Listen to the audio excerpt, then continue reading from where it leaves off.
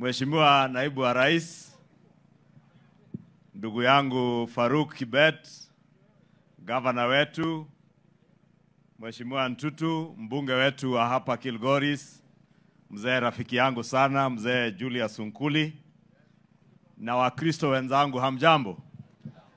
Salimiani ya hewani, tumsifu Yesu Kristo. Asante, hata mimi nitakuwa mfupi wa maneno, sababu jukumu kubwa ambalo limetuleta pamoja siku ya leo ni kazi ya Mungu. Na nimshukuru rafiki yangu Faruk sababu aliniuliza wiki mbili zilipita, akaniambia amepanga na gavana na Sunkuli mambo ya kuchangishia kazi ya Mungu. Na akaniambia ni andamane na yeye ili tufanye hiyo kazi.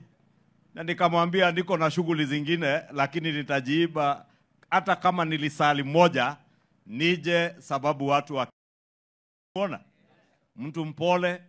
Na huyu kwanza mabishop, huyu ni kijana wa Reverend Kendeki huko Tharaka Nithi, ni mtoto wa Reverend. Kwa hivyo mkiona akiwa mpole, hana uchokozi, mimi ndiye mchokozi kidogo saa nyingine. Ukileta fujo, mimi tutapelekana mahali tutapelekana, si ndio? Lakini ni ile damu ya Masai iko ndani yangu. Kama umegusa ng'ombe wa Masai, si Masai atapelekana na wewe? Hata mimi ukigusa William Ruto, uguse Kindiki, hata ukigusa huyu Faruk ama huyu mzee wangu Sunkuli, si tutapelekana? Si ndio?